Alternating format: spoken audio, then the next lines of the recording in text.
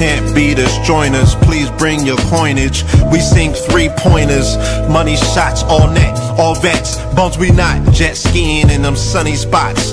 With women edible like gummy drops. Dummy stop, dummy stop. No weapon form can intercept the storm. Once my intellect is on, I'm projecting on magnetic fields and interact with blacks with athletic bills. I'm all about growth and development like residents of Ebbets Fields. Not to choose between woo and chew. We wanna line them colors up like a Rubik's Cube and fade to black, yeah, the truest hue. When you say the black man is God, who you alluded to? The usual, Clarence 13X, a worthy guest. The words expressed come from the word in flesh. Elijah M, the NOI versus Leviathan. Messiah sent from the heavenly branches. 7 P's from since G-Dub cut down the cherry tree in the wilderness of North Mex, and we flossing death and forced aggression, or forced perception, forced protection, or forced confessions. It's all a lesson. The sorcerers from Corsica, killer tonics, sticks and drums like the Philharmonic Orchestra. You niggas still playing harmonicas from officers, fabric softener. Jive turkeys popping 5 perkies, playing with keys, the Scotch stores tight. For that soft white, we could've caught life, just being forthright. First class on my 4th flight, popping out like Fortnite. Every night we lit like Porsche lights. The meek shall inherit the earth, oh yeah, the scorched type. And these niggas, they some hoes in these streets. Me, I'm 10 toes in these streets. They lost their souls, niggas got holes in their feet. Shit, I'm just worried about the craft and how to perfect it. Not worried about the craft, yeah, that's out of perspectives. Focus on the chip like I'm Robert Kraft, and then how to protect it. It's the waves of the oceans. Get to the money, nigga, save your emotion. Descendant of the slaves in the graves in the oceans. Mastermind that the waves is in motions. These niggas, they addicted to the folly, addicted to that molly.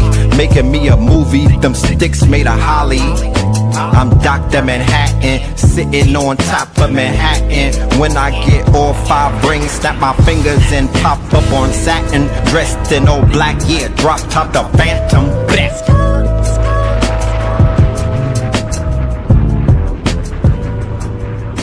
To this day, TV.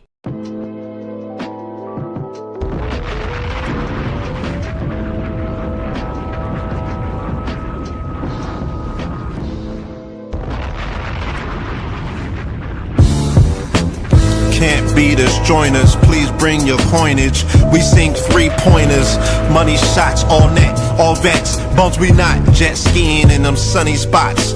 With women edible like gummy drops. Dummy stop, dummy stop. No weapon form can intercept the storm. Once my intellect is on, I'm projecting on magnetic fields and interact with blacks with athletic bills. I'm all about growth and development like residents of Ebbets Fields. Not to choose between woo and chew. We wanna line them colors up like a Rubik's Cube and fade to black, yeah, the truest hue. When you say the black man is God, who you alluded to?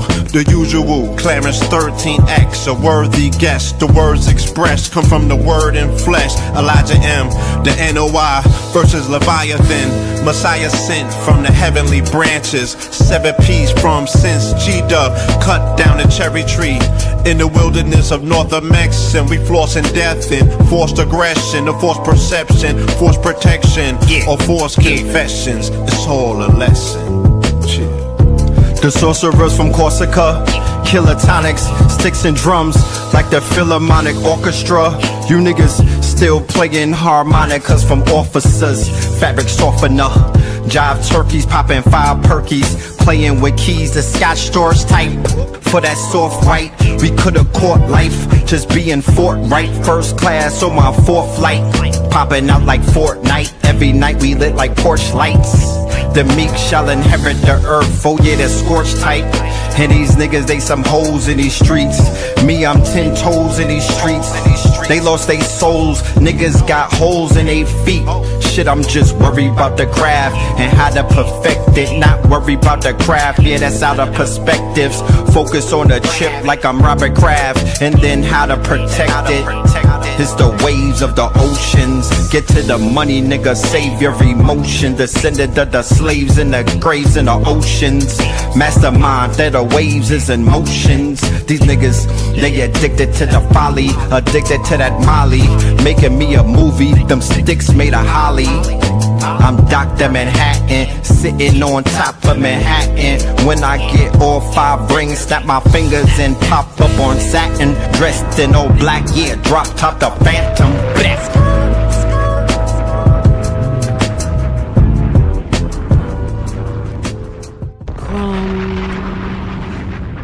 TV. Yes, yes, yes. Peace to the family, peace to you and yours. Peace to the family, peace to you and yours. You already know what it is. You are now rocking with the best. Yes, this is your host for the evening, Brother Red Pillar.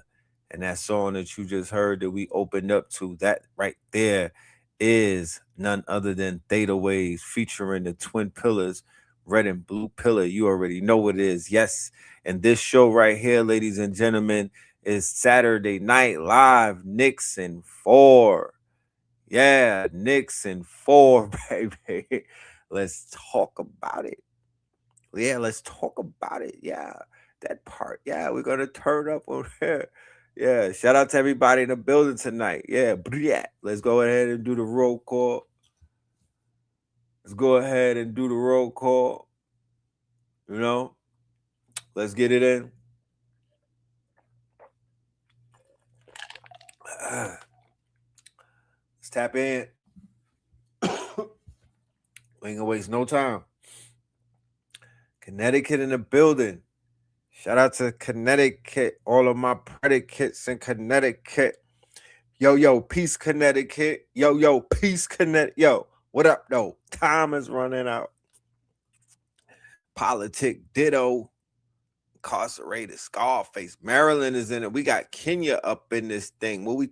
Santa Barbara, Khalifa, Wilmington, Philly. We got Dallas, Maryland, Brooklyn, Zoo, Charleston up in this thing. Greensboro, what's we talk? East Flatbush,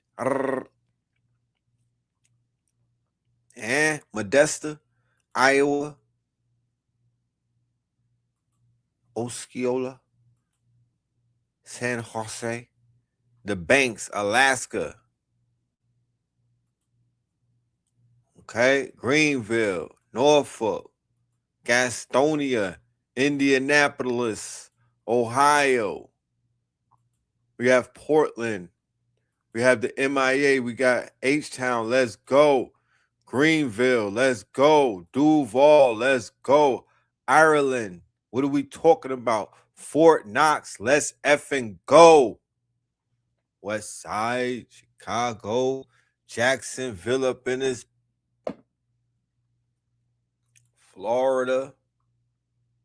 Town Business. LT Aliens. We got Lafayette up in this thing. Yeah, we deep up in this biatch on a good Saturday. Yeah, let's cook. We up in here. It's undeniable.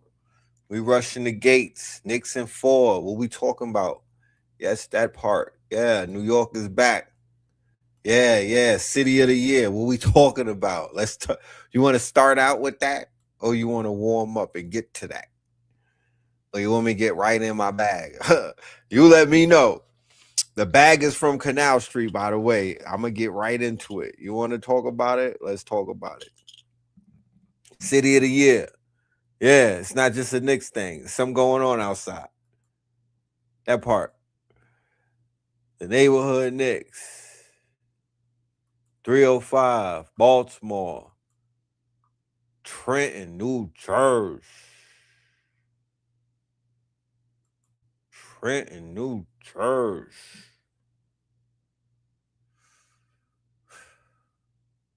We'll warm it up.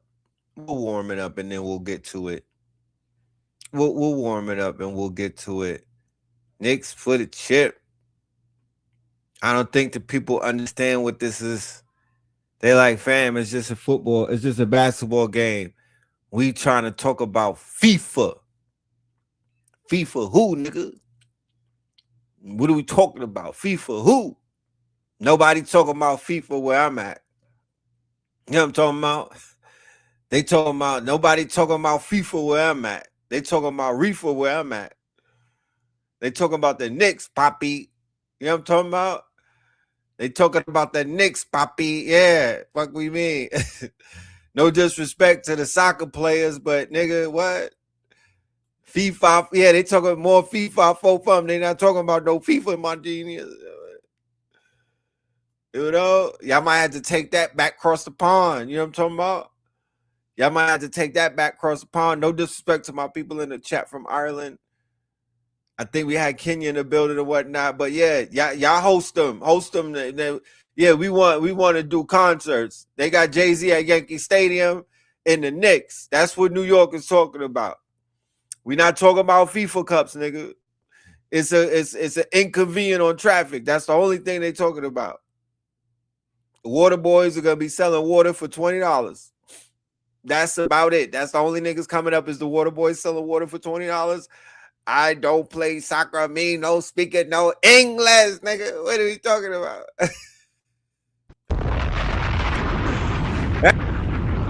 What are we talking about? What? Basketball, my niggas. It's basketball. That's the Negro pastime. You know what I'm talking about? That's the FBA Moorish time. That's our pastime. Basketball. Not football. Not baseball. Not tennis, my genius. And damn sure not no soccer. Niggas is out here dribbling balls. Pause. New York Knicks is the most lit team in New York when you think about it. The Yankees, they got their little thing and everything. Yeah, they got a history. Yeah. Yankees. All right, the New York Mets. Yeah. The New York Giants who play in New Jersey. Okay. But I don't think that there's any other team that unites the city. I don't think that there's any other team that's bringing the energy. I don't think that there's any other team that's synonymous with New York outside of that Yankee cap than the orange and the blue, y'all. I think the Knicks is the proverbial New York team. They are the quintessential New York team, the Knickerbockers. Okay? The Knickerbockers, the New York Knickerbockers. I don't know about, everybody is not into the baseball and shit like that. It's the New York Knickerbockers. So they rallying up the city in ways that we haven't seen before. But the interesting part about this whole thing, what gets me excited, enthusiastic, and real jipper and whatnot, is the fact that the last time that the NBA Finals was won by New York City, guess what? Hip hop was born that year. That was a pivotal year, 1973, ladies and gentlemen. A lot of people wasn't around to see what was going on and whatnot. A lot of people wasn't even alive for those days and those times and whatnot, in that era and whatnot. But let me tell you, that was a very pivotal time, an extremely pivotal era, an extremely pivotal year. Okay, there were a lot of things that have taken place and whatnot. As we know, as above, so below, and time is centrifugal, right? Things are moving in cycles. So it is indicative upon us to go and find out what were the top movies and what were the top songs and what's going on with the 1973 energy, right? Because at the end of the day, when we look at it, right, the way that we look at it as a bookmark, right? We look at it as a bookmark. It's a bookmark, right? It's a bookmark. It closes out something. Okay? It closes out something. What does it close out?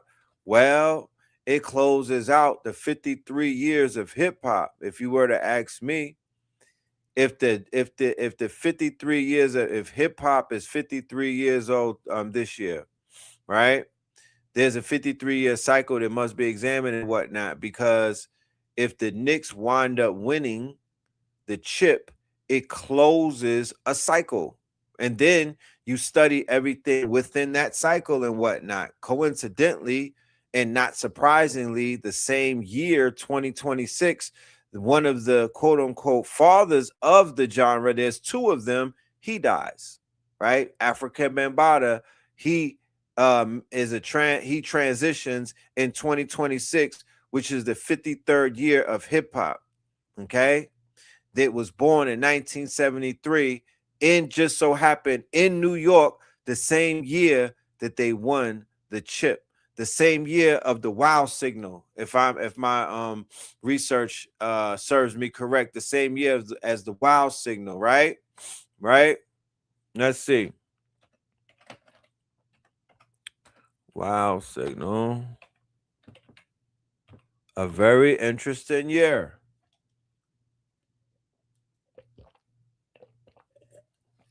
The wow signal is 1977, right? The wow signal is 1977. Okay.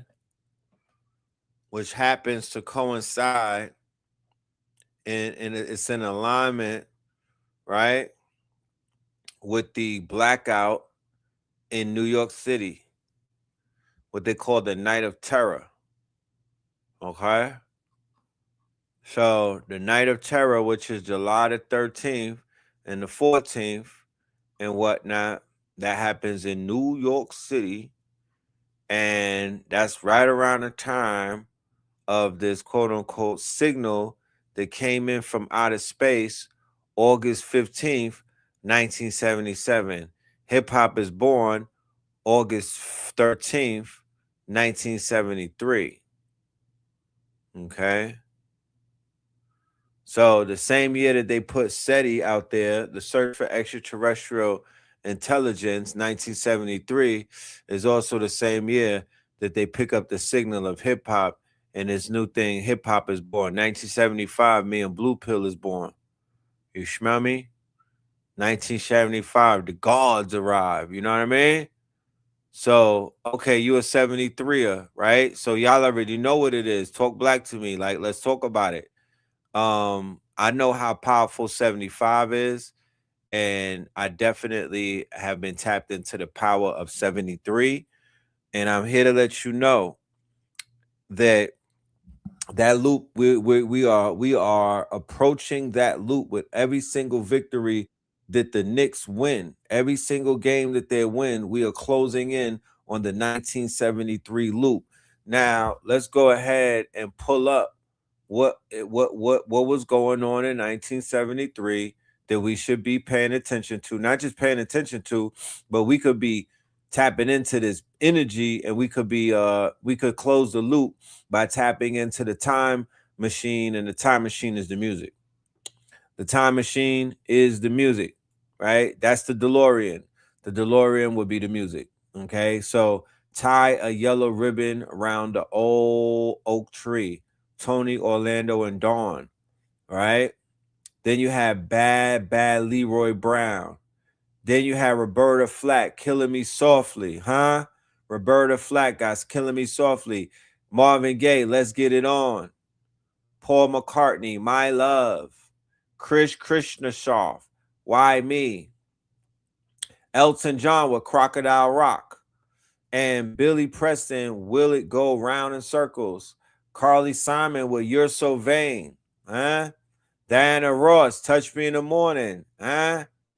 Touch Me in my Timeless Rock in 73. So you had Aerosmith with Dream On, Leonard Skynyrd with Freebird and Simple Man, Pink Floyd with Money and Time from the Dark Side of the Moon, which was released this year. You got to play that. Dark Side of the Moon, Money and Time. Stevie Wonder with Superstition and Higher Ground. You got to play that and manifest it. Gladys Knight and the Pips, Midnight Train of Bomber Clyde, Georgia. Hold on.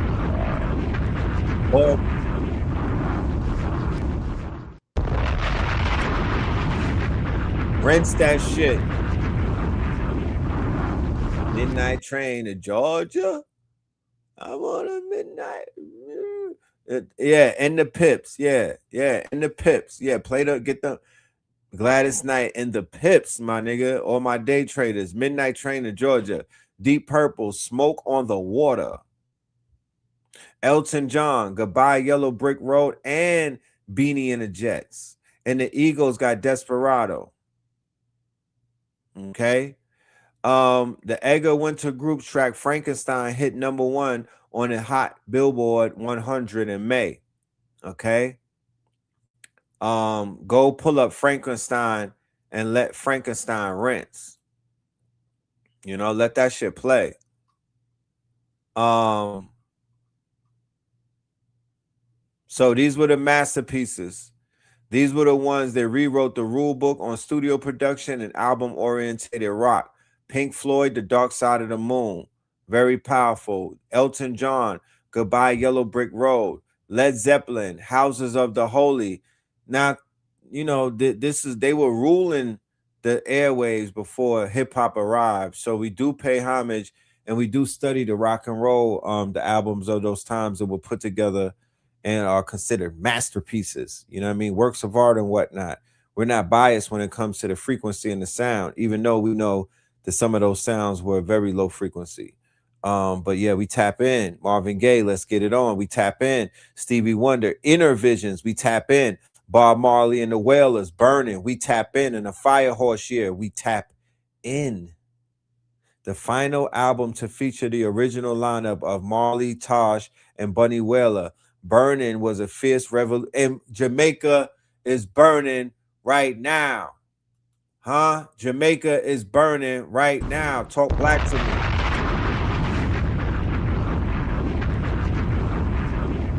Right now, Jamaica is burning and they don't have no electricity. What are we talking about?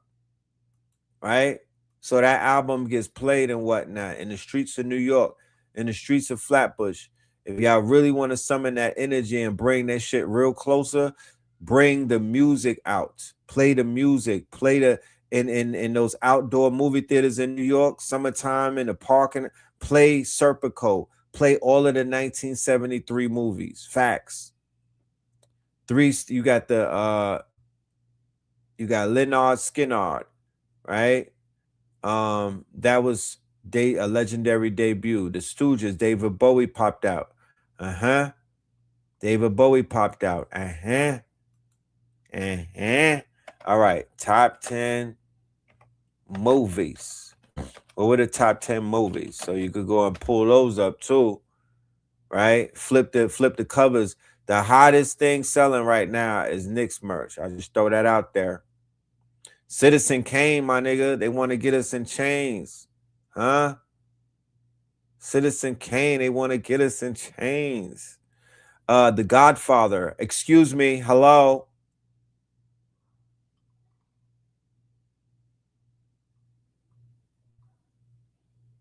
That's 72. Okay. That's 72. I bet you it was popping at the top. Yeah. I bet you it spilled all the way into 73. 19. Oh, you young whippersnappers out here. Pull up a chair, yeah. Yeah, you're gonna have to go to Netflix with this list right here and get right. Nigga, The Exorcist. Okay. Head spinning, green vomit, white chick on the ceiling. Yeah, Exorcist, get ready. The Sting. Right? Yeah, that one with American Graffiti.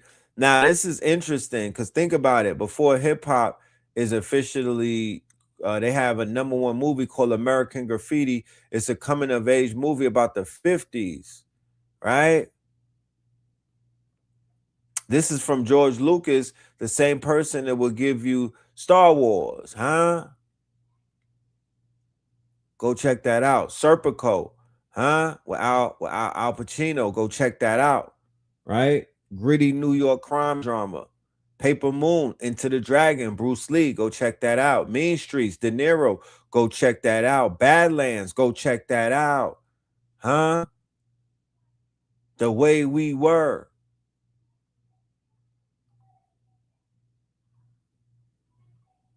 So the big thing, I believe in 73 was really like, it was a few of the things, but The Exorcist really was a lot of talk around The Exorcist from thus far. From it made a big impact. It was a disruptor. Okay. It made history as the first era horror film to be nominated for the Best Picture. It was a cultural juggernaut, leading the pack with 10 total nominations. Right. The Academy proved too conservative to give the top prize to a movie about a demon-possessed girl vomiting bile. The Exorcist lost almost all the major categories, including Best Picture and Best Director, to much safer crowd-pleasing nostalgia's buddy comedy, The Sting. Huh?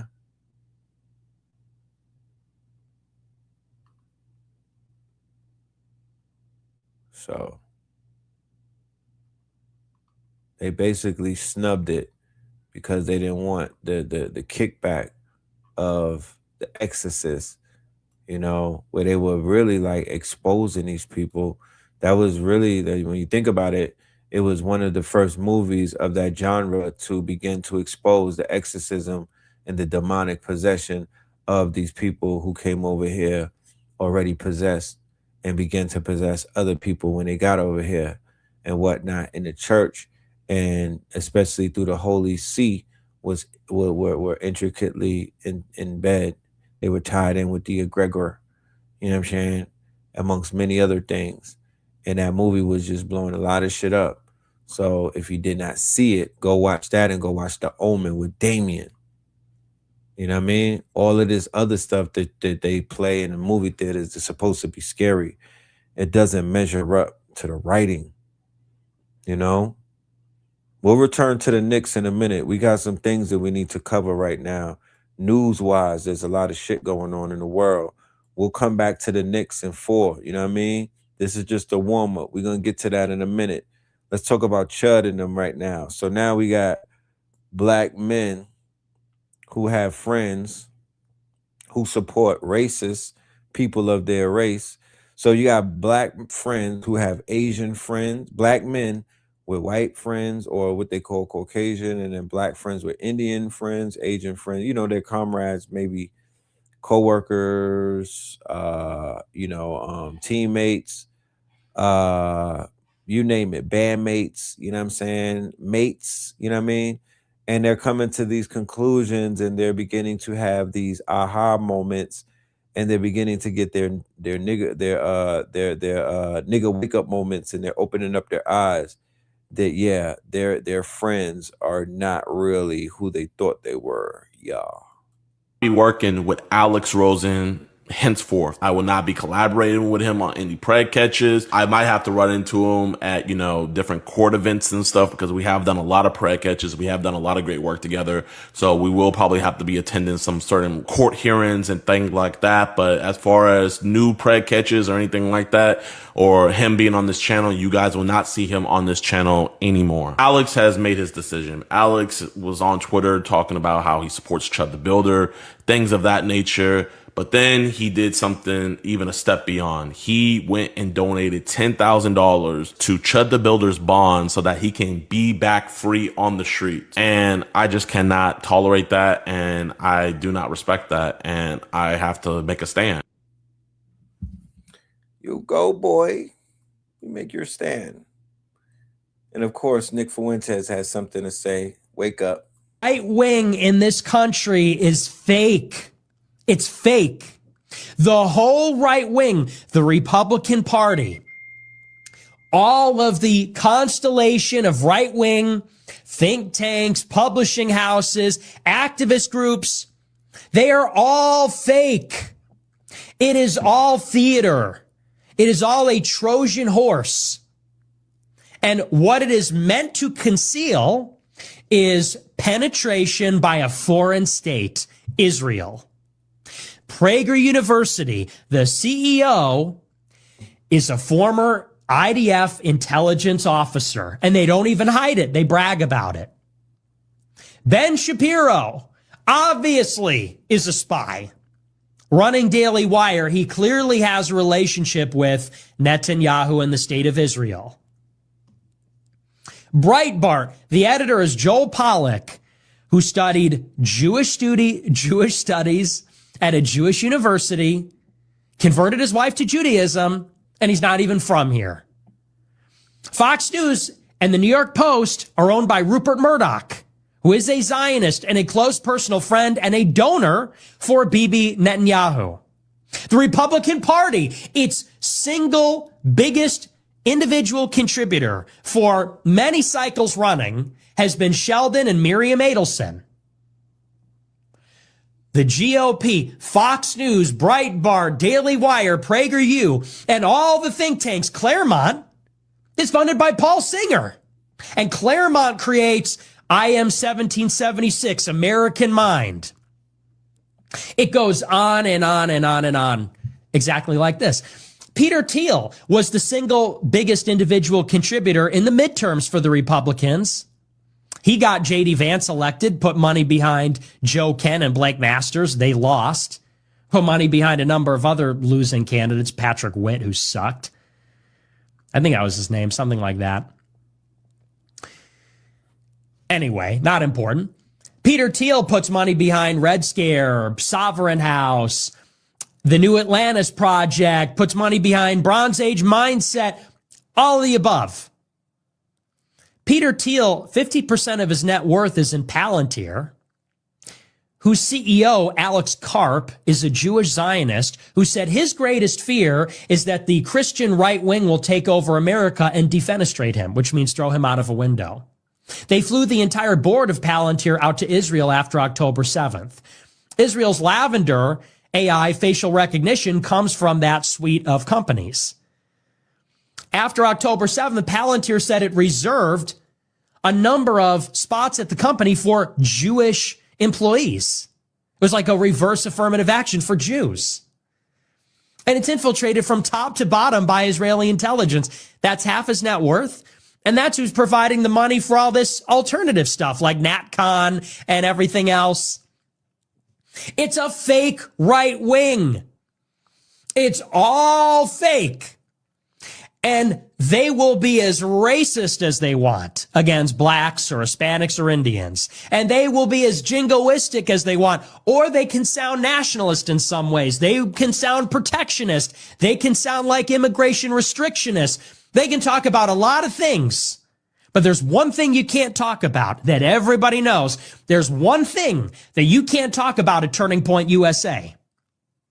Candace Owens, when she got fired from Daily Wire, she still spoke at a Turning Point convention. Charlie Kirk put out a letter to all of his donors on a hidden website saying she's not an employee. She doesn't represent our views on Israel. We're the biggest supporters of Israel. We produced 1 million documentaries about Israel. We flew all these people out to Israel. There's one thing you're not allowed to say at Turning Point, Daily Wire, Breitbart, Fox News, Claremont, NatCon, Republican Party. There's one thing you're not allowed to say. And that is that Israel is not our closest ally. That is that the United States has been totally subverted by a fifth column. You know what a fifth column is? It means a hidden army, a secretive, hidden foreign army operating in the United States, concealing itself on behalf of a foreign government. And that is what we have. We don't have a foreign aid problem. We don't necessarily even have a lobbying problem. We have a penetration and infiltration problem. Hollywood, the media, academia, politics are all the elite sectors in society are thoroughly infiltrated by people, agents that are working on behalf of the state of Israel and on behalf of world Jewry.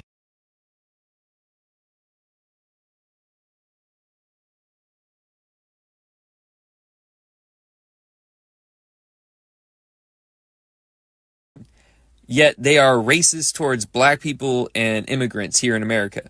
You got to be a special kind of delusional to think Jews are the only ones causing problems. As if one of our biggest problems in this world isn't a white dude. In fact, all of the billionaires I showed in the background here have been white dudes. This guy's half Cuban. Like, none of them are Jewish. A lot of you guys completely ignore the Vatican Church and how they used Jews to hoard their money and hide it because they were not allowed to lend money. They put Jewish people in the position of power. that we see today. It's because of the Catholics. If there were no more Jewish people tomorrow, we'd still have ultra wealthy white people controlling this world. That's the point I'm making. But I can't stop the internet Nazis from blaming Jews for everything and not taking accountability, not realizing that it's not just Jewish people, who are also European, by the way. Ashkenazi Jews are from Europe. It's not just them. It's all Europeans. It's anybody who's European or European descent controlling the world, basically. I am glad you are against the oppression of Palestinians and that you want to remove Israel's influence from America. 100% agree. But we are not going to replace it with Nazism. If you are still hateful towards black people and immigrants and women and gay people, then you're no better than them. We don't want you either. And this is coming from somebody who's literally watched the entire last Battle of Europa. I probably shouldn't have said that, but I'm just saying, I know what all of you guys believe. I've researched, I've done all that stuff, and I'm still against white people. Because if you look at it, if you take Jewish people out of the picture, it's still white people causing the problem. So I'm sorry. Hate to be the one to break it. You can't blame everything on Jews.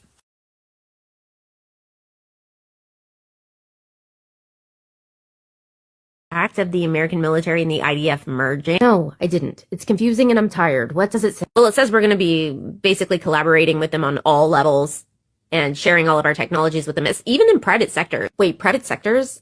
That's private businesses owned by individuals. That has nothing to do with our government. Why would the American military be using our tax dollars to help private businesses that could possibly even be Israeli? Well, they're saying it's going to be done in a way that protects our national security and interest. Not understanding our tax dollars go to these private sectors who are responsible for food services, to soldiers, weapons maintenance, base security, a whole bunch of different things owned by private companies. And now it's going to Israel. Oh, and who knows who owns their private sectors, right? And we're still paying for it with our tax dollars. I guess they weren't very clear in this report. Of course, it's written so vaguely that we can't hold them accountable for anything. That's how it's done. Did you know Israel is banned in 15 countries due to their atrocities, and we're aligning with them? Yeah, why would we let another country that's on the UN blacklist have access to all of our secrets on every level? To the untrained brain, they might just say, we're under two different sovereign nations, two different governments. Of course, we couldn't possibly be merging. But they're involved in every facet of our military now, all of our technologies, all of our secrets. They know everything. They're working in cahoots with us on every single level now, according to this 2027 plan. I mean, a lot of different states are already flying the Israeli flag next to the American flag outside of government buildings, religious institutions. It's going to desensitize a lot of people and make it pretty easy for Israel to start taking over, especially if our militaries are already not technically merged, but literally merged, you know. Be careful. They might call you an anti-Semite.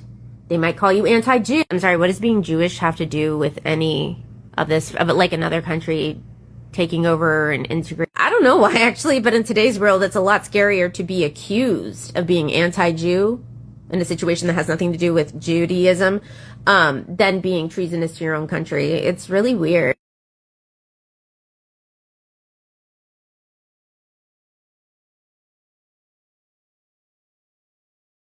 Was a majority black American town where many people were successful, like this guy Jack Hawley. This man Jack Hawley had 700 acres, a dairy, a store, and his own granary.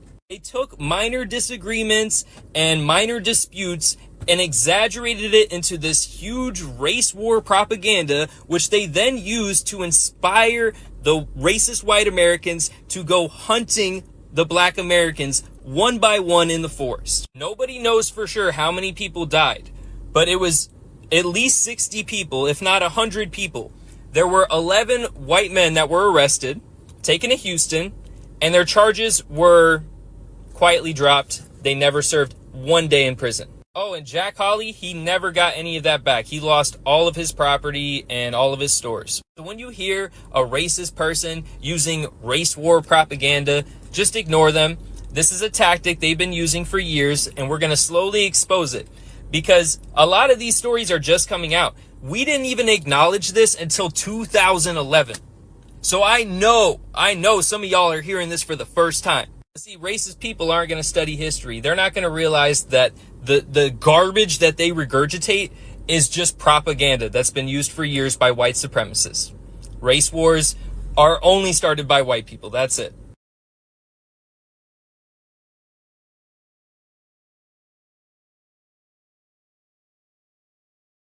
It said, why punish other businesses that had nothing to do?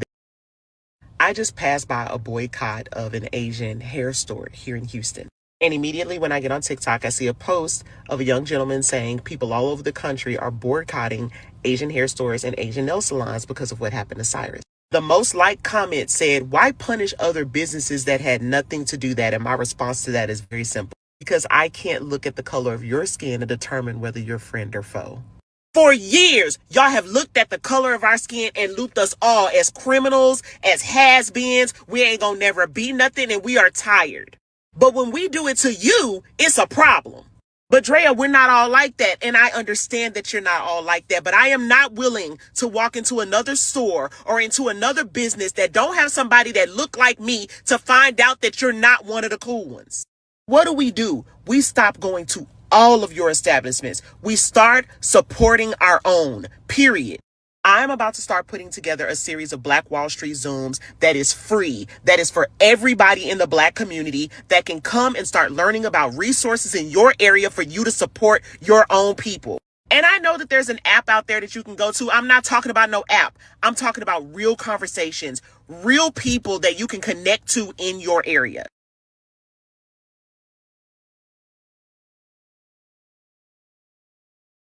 That dude get off and his son get off because they want to race. They killed that black boy and they let that dude get off and his son get off because they want a race war. But what's interesting about white people and like elite white people that want this race war so bad, basically just like the Palantir Nazis in government and then like the Trump idiots, they want black people to throw the first punch so they can justify why they want to mutilate, murder, rape, destroy, beat down, demonize, dehumanize us. But they don't want to accept the fact that that's how they feel without us doing anything. Like that's just how they feel in relation to our existence. But they keep on doing this reactive abuse shit, the racism, all of this baiting us because they want us to do the thing on the front end that justifies why they feel this way or why they're justified in acting this way. They're so fucking weird, bro. Like when you study white people and like white culture, study narcissism like hand in hand. It's one of the greatest examples of narcissism on that has expanded from a cult group to a complete globalized like social conscious. It's fucking weird as fuck, bro. Like there is genuinely no value in the color of your skin. In your melanin, there is value that can be appreciated by your environment, by society, by the world, by all of that stuff, especially by science. But this color of your skin, like, oh, we don't have any pigment in our skin, so we're better than you. Like, you know, that there's a better chance that your ancestry actually comes out of caves, like underground caves, and you accidentally came to the surface, and then now you're trying to like colonize the surface land. Because the only way that you could be down there and transparent, like your skin is transparent, just like the fish in the ocean who have transparent skin, is because they don't get any sunlight. Who burns in the sun? All right. But yeah, this is, I'm telling you, black people, rest in peace to the child, bro. And rest in peace to all of us, because I'm telling you right now, until we sit here and call every one of these things out and we don't let up off the gas, until we do that, bro, they're sacrificing us, bro. Because they want this race war so bad. And they don't only want a race war. The little MAGA Nazis and ICE rapists, they want a race war. So they can justify why they have 50 guns sitting in their bunkers or 50 guns sitting inside like a closet in their house. They want to take this out on American citizens, bro. This is in-fucking insane. And they're also jealous that their grandparents and their great-grandparents got to enjoy the benefits of Jim Crow or slavery, and they're the unfortunate class that doesn't get to. And not only that, but they have to compete with a bunch of other marginalized people who were just given human rights and people who are super ambitious and super driven to never be marginalized or dehumanized again. And these lazy ass people have to compete with that. You think they're gonna do it? Fuck no, bro. Bad Boys is perfectly describing personality disorder of a dark triad, and that's the Homelander. Homelander narcissism shows up as a grandiosity, constant need for admiration, obsession with image, and inability to handle criticism. He does not simply want to be loved, he needs constant, non-stop reflection from others to maintain his identity. Machiavellian side, it shows up how he manipulates the perception of the public. Troll narratives, he's studying the weaknesses of others people, and he strategically uses fear, loyalty, and dependency to maintain his dominance. His psychopathic traits show up as a lack of empathy, zero empathy. Emotional shallowness, the willingness to hurt others, to kill people, without any remorse. And he is not capable of any genuine connection with the other people. He is not even a villain because he was created by other people, and he only represents ego that got so inflated that it's mistaking itself for the reality.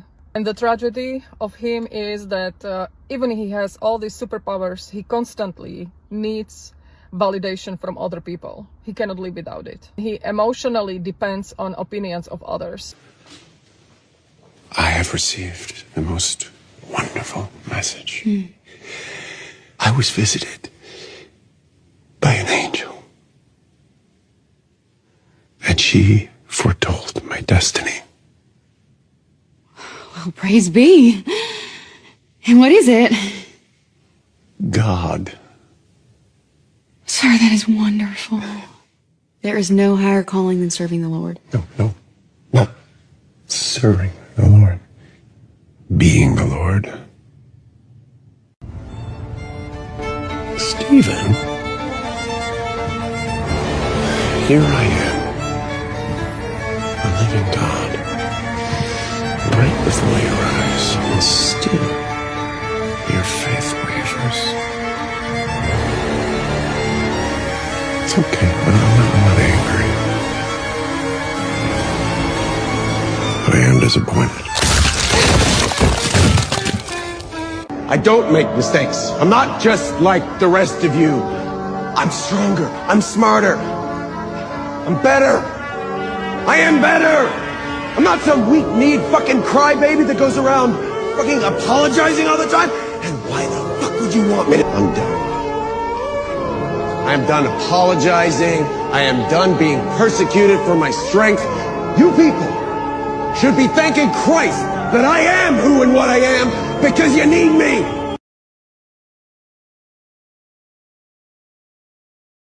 Man, I saw the last episode of The Boys the other day. It was the end of the show. Spoiler alert. And they took out Homelander. And I felt bad about it. Like, is that wrong that I felt bad that I cried when Homelander died? Is that wrong? They wrote this character over the years to be a likable anti-hero. You know, he's a piece of work. He's a narcissist. He is a dark triad. He's a Donald Trump. He is a Donald Trump. Yeah, they got me. Yeah. They definitely did. You know what I mean? I'm like, damn. They went out he went out bad. But yeah, he's a dark triad. He's Trump. He's the ultimate. Yeah, he was the ultimate, quote unquote, dark tetrad, dark triad character. And the way that he went out so bad. You feel me? He went out so bad. And to be honest with you, it was definitely there was no other way that he could go out. You feel me? It was definitely something he should have went out even more, with it's when Cersei on Game of Thrones died, I was kind of tight. When Cersei died, I was, when Jamie died, when fucking Jamie Lannister. So yeah. You wouldn't say that he is like Trump. I think that Homelander and Trump are the closest doppelganger in his character than anybody in popular culture. His doppelganger is exactly that. Do you know that they call Donald Trump Cyrus the Great? Do you know that Donald Trump, if he had the opportunity to, would get on camera and compare himself to Christ in front of all of his constituents and his enemies? Do you know that Donald Trump has a God-like complex? This is the man from The Apprentice, mind you. Okay. Now, to think that you're hot shit while your biggest accomplishment is NBC ratings with The Apprentice is one thing than when you're a world leader, right? It's a different type of narcissism. It's a different type of delusion, grandeur delusions. This man is said to be the reincarnation of Cyrus the Great. Cyrus the Great, okay? The Persian king, Cyrus the Great, like the only person who Homelander could even be compared to. You name me a person, if it's not Donald Trump, who else do you think that they were writing this character and taking from real life? I mean, of course, they were probably taken from a plethora of characters, a symphony of characteristics and characters, of course, but their main source of inspiration, of inspo, was Biff and Donald Trump. His narcissism towards the end, when he was making when Homelander was making that speech to the world, and he was declaring himself as the living, breathing God, the God King, right?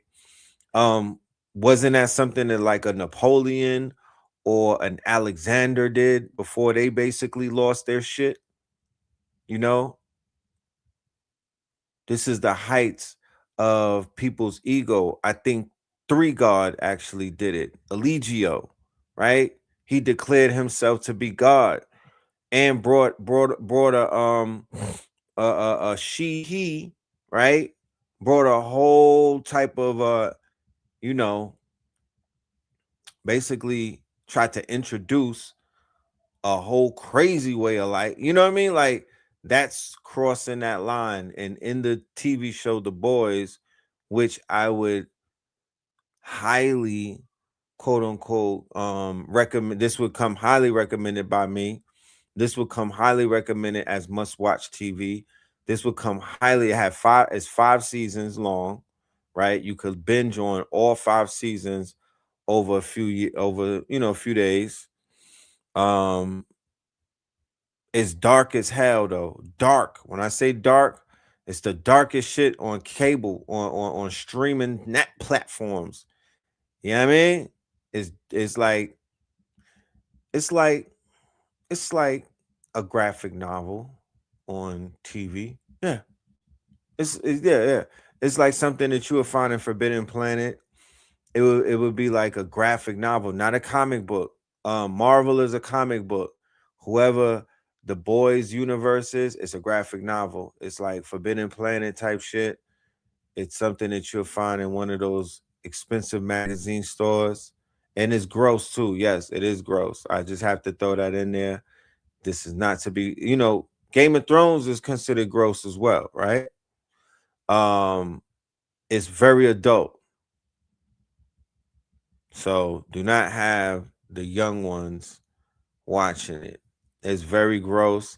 It's literally, it started as a comic. So they have translated the gore, right? It's very gory. And it also has, Seth Rogen has something to do with it. That's it. Once I say his name, if you're on that type of time and you understand when you hear Seth Rogen, you know what level of comedy comes with that. I don't have to explain anything else, right? That whole bro culture shit, it's in there. Seth Rogen has his hands involved, so you already know what's happening, right? But the storyline, the way that they flipped the comic book universe on his head and darkened that shit, And the way that they flipped a lot of things, top tier. The writing, definitely the first 2 seasons, right? It starts to, starts to fluctuate. But the first 2 seasons, elite writing, the shit, excellent. Go check it out. You know? Who would the butcher be? Okay, so for the people that's unfamiliar with the series, right? The thing is, there's a group called the Soups. So the Soups are like the superheroes. The Soups would be considered, in my humble opinion, when I was breaking down, there's levels to the Soups, but the rappers could be considered the Soups. You understand? In our reality, like the rappers, they are considered the Soups of our culture. If you were to ask me, they appear to, they're like superheroes, right? But then you have a politician like Trump, who's so polarizing and so quote unquote brash, and he's so quote unquote domineering and whatnot, right? Like this character is an excellent. That's why people are talking about Homelander, and you'll hear about that name for a very long time, because the type of character development that they did with this villain and whatnot is it is a superb character development. It is a superb, chilling quote unquote villain. He is a chilling villain. He is Superman on fentanyl. The nigga be wilding. When I say wilding, he's wilding. You have no idea what Homelander is out here doing in these 5 seasons. He catches mad bodies. I promise you. With no remorse. But come to find out, he's a tortured child. Right? He was born in a lab. He's a test tube baby and shit. And he's having father issues. You dig? His father's a madman. His name's Soldier Boy, right? There's a character on the show who's a black woman, and her name is Sister Sage, and she's the smartest person on the planet. That's her superpower, but she's a villain. But her power is that she's the smartest person on the planet. No? But she's cuckoo for Cocoa Puffs. You're Lululemon, right? Who I remember as a youth watching Superman 3 when he went dark. I saw it in the movie theaters, right? And I'm sitting, and Richard Pryor was in the movie. So my dad took me and my brother to see Superman 3, and we wanted to see another movie, but we wound up seeing Superman 3, and Superman was in that bitch going dark. And I was like, oh shit. I was like, wow, homie is going to the dark side. That had a psychological appeal on my generation when Superman went to the bizarro world on Superman 3 with Richard Pryor, who also went dark. Remember, Richard Pryor he lit himself on fire, freebasing, and turned into a dark-like figure to our generation. You know what I'm saying? Because we didn't see Richard Pryor as a dope fiend. Richard Pryor was an adult comedian who our parents would be like, oh, y'all got to leave the room. Oh, cover your ears. Oh, we about to play this record and whatnot. Y'all got to go to sleep. Damn, for Richard Pryor. But then when the movies started coming out with Richard Pryor, all of the movies was fire. And then, Richard Pryor got into the drug shit a little dark. It got dark with the nigga.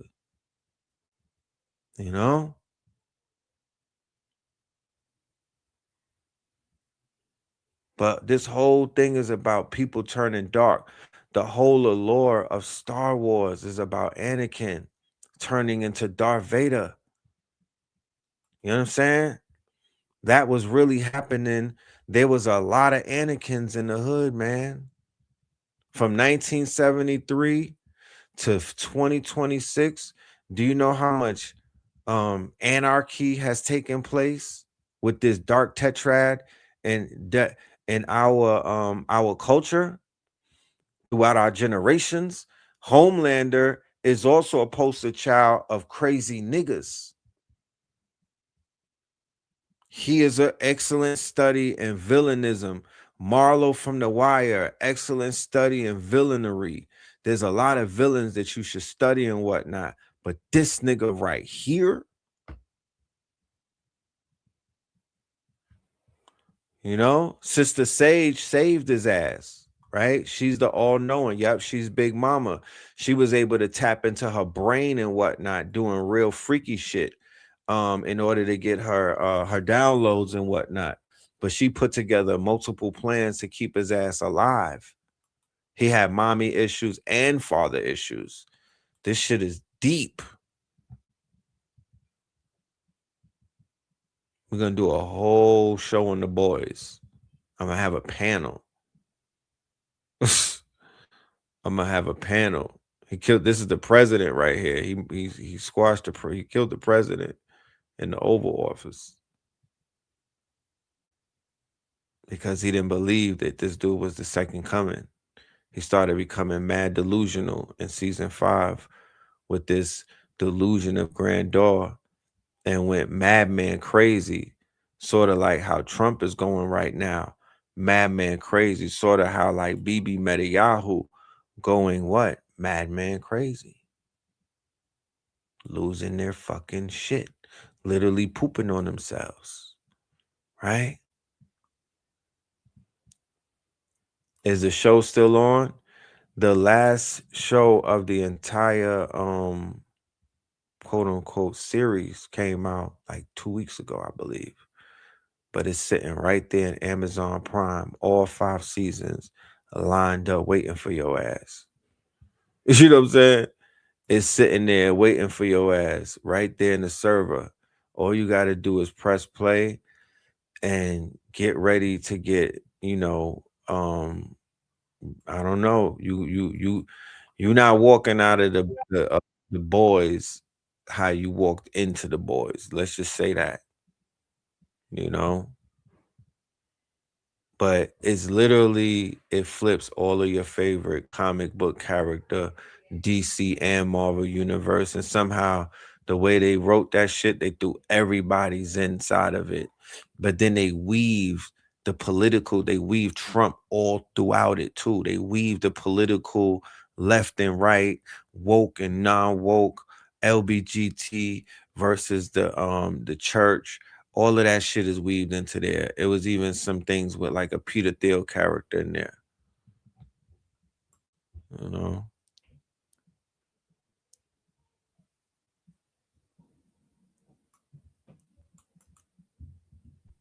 Yeah, the prequel starts soon. And they have another series called Gen V about the youngest. They got the spinoffs coming, and they have one about the younger generation. I didn't tap into that.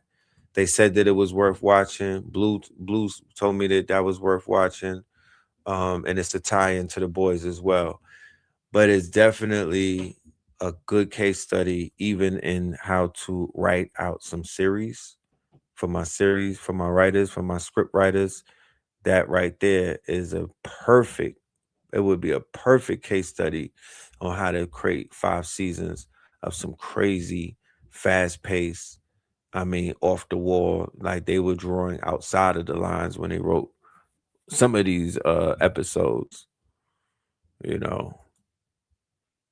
Okay, so Gen V had you hooked from the first episode. Ah man, let me go and get ready. Let me go ahead and dive down that rabbit hole. Hey, yeah. Okay, it tells the story of the founder. Okay, right.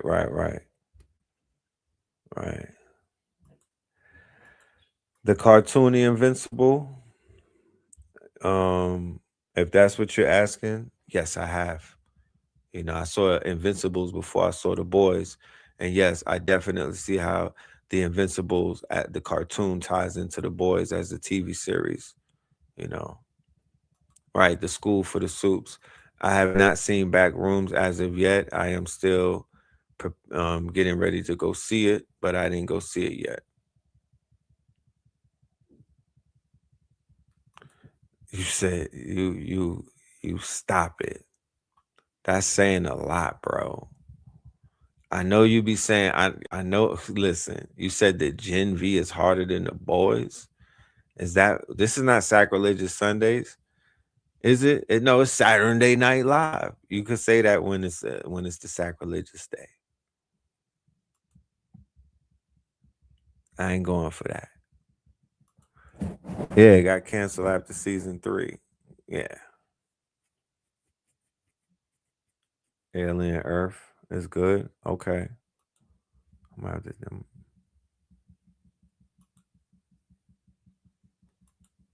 Yeah. The boy. Thank you. We ain't gonna do all of that. I mean, Gen V is cool, but we not about to say it's better than the boys. It's where the virus comes from. Okay.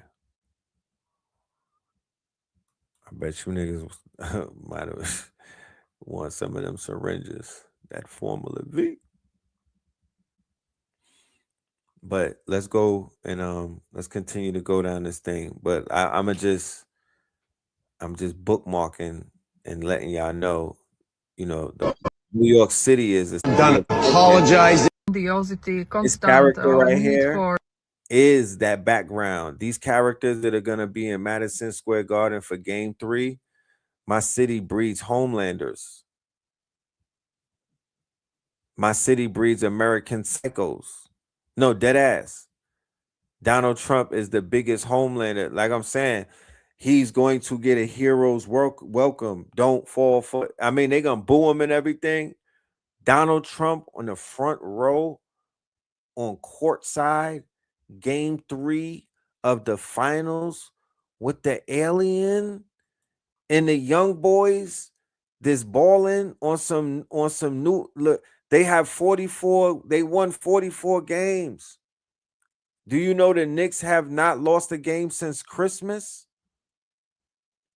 Do you know the Knicks have not lost a game? Something is going on in this city, bro. This is not regular. There's an energy that's being built up in the Empire State. There has been an energy that has been brewing. They have tapped into a frequency. They have tapped into an energy. They have tapped into a current. There's a wave going on.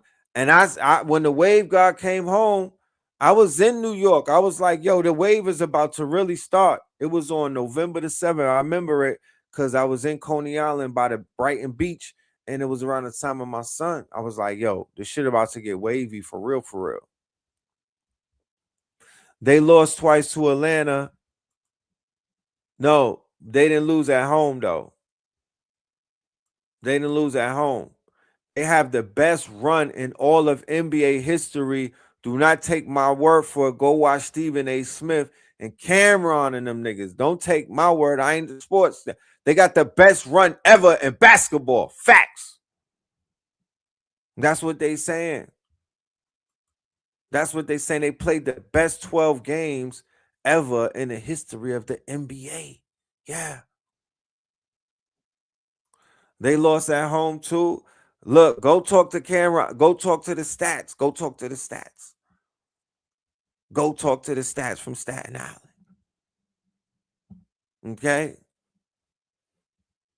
They say these niggas is breaking records, bro. 12 straight. They've been smacking. This is the illest playoff run, they said, on record.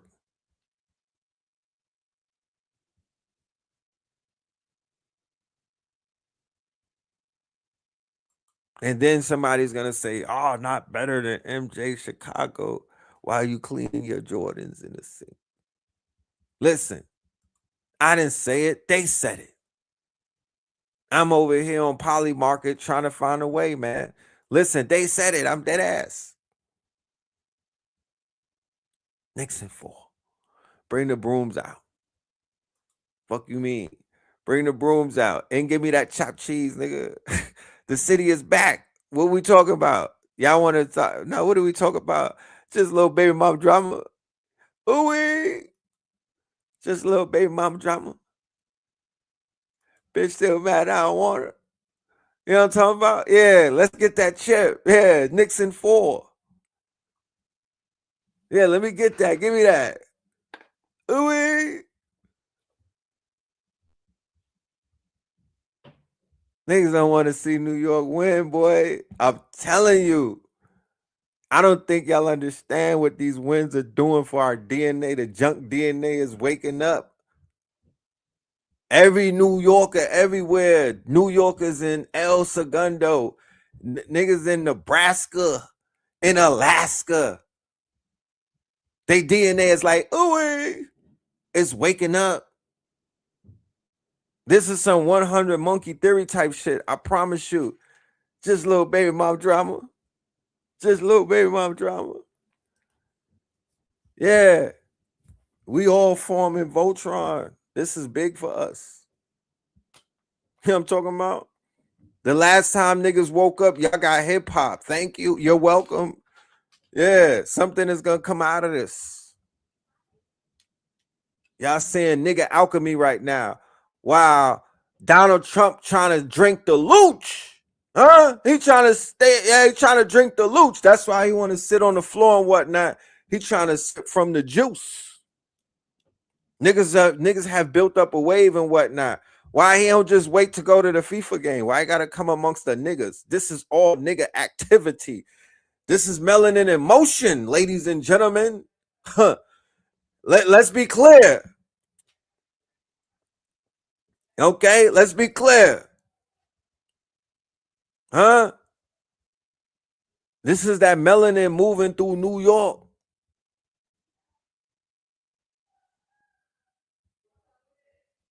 This that OG energy moving through New York. Think about it. Let's talk about this shit real quick. We're gonna get into the stuff. We're gonna get into the news clips in a minute.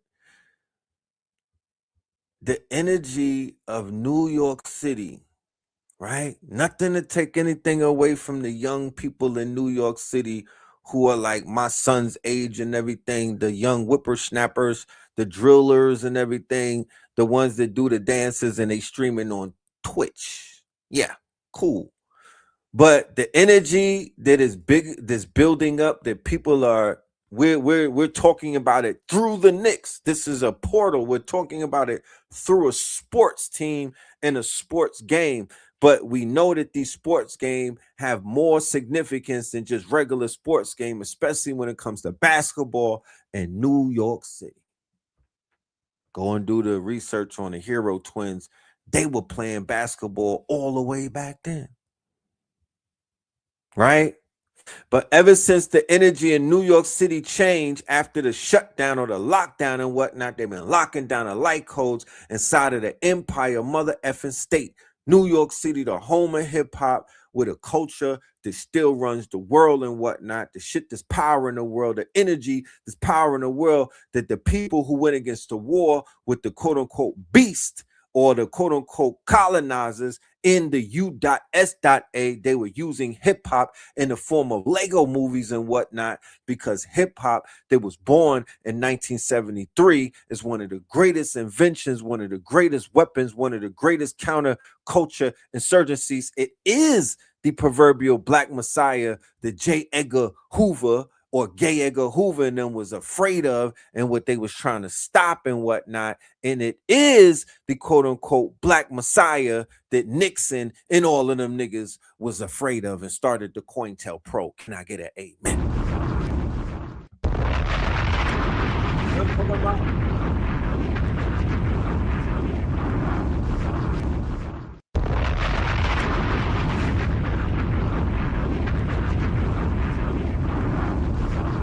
This art form, not rap, excuse me, in 1973, an art form was born. The same year that the one of the top movies was named American Graffiti. Well, African American, nigga, Native American graffiti was also born. It happened to be one of the four, sorry, Hove, Afro Hove, even Basquiat Hove, my guy. It's 5 pillars. Okay? It's 5 pillars. You have the first pillar, which is MCing. And when you MCing, you're doing what Stephen A. Smith is doing. Master of ceremony. You're talking that shit. You're talking. MCing is initially master of ceremonies, not just a rapper. It's the podcast host. It's Cameron and Mace on its sports show. Okay. It's Gil Scott Heron in The Last Poets with the spoken word. It's King Simon and all of the hosts at the parties and whatnot. And it's the people at the clubs on the mic and whatnot holding it down. Then it's the quote unquote freestylers who get on the mic and then the 1 and 2 and stuff like that. That goes all the way up, and that evolves into Smack DVD, where these dudes is tapping into the trivium, right? Where they're tapping into God mode frequencies, God tier type shit with the battle rappers, where they're activating their brains, parts of their brains, sectors of their brains that you just cannot necessarily activate by just having a regular conversation. And there's nobody in no other music genre out there that can do that, right? So we see in 1973 the birth of a culture. MC 1, master of ceremony 2. Then you have graffiti, or what you call art, and graffiti fits into art, but the same type of art, that this flyer right here, that's hip hop. That's still a part of the arts, even though it might not be graffiti on a motherfucking train. This is hip hop. Okay. So art is one aspect of it, but art goes all the way into making film, it's videos, it's anything that you do artistically. Boom. Then the next one is dance. Dance happens to be breakdancing, but dancing is also that shit that they doing with the Memphis bop and whatnot. Dancing is also footwork and whatnot. Dancing is also when they on a train and it's showtime. This all of that is dancing. All of that TikTok stuff that they doing, that's all dancing. That's all a part of hip hop. That's a part of our culture. It's just different modes, different versions, different algorithms of it. Then you have what? DJ, right? The DJ. And the DJ was reminiscent of the drum. The DJ is also the DJ went from being the two turntables and whatnot at the house party. Then it turned into the DJ that was with the groups and whatnot. Now that DJ thing has expanded to EDM and all type of shit. And then the 5th pillar, of course, is what is known as knowledge itself, aka consciousness, aka street knowledge. That's higher infinite power healing our people. Higher infinite power healing our people. That's what was born in 1973. Higher infinite power healing our people. 5 pillars, right? So when we talk about 2026 being a bookend, a 53-year cycle, we're able to now contain this cycle and whatnot. We're not the cycle is in a container. It's in a 53-year container, right? Now we're able to decipher what has taken place within those 53 years.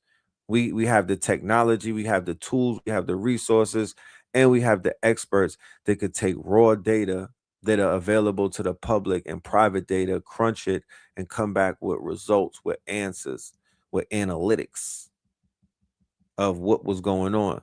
But where we are right now, we're finding ourselves tapping into a powerful timeline.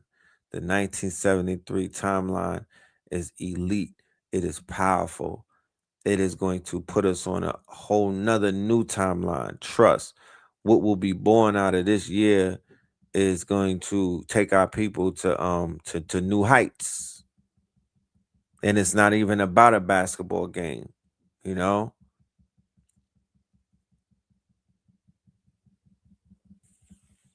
You know?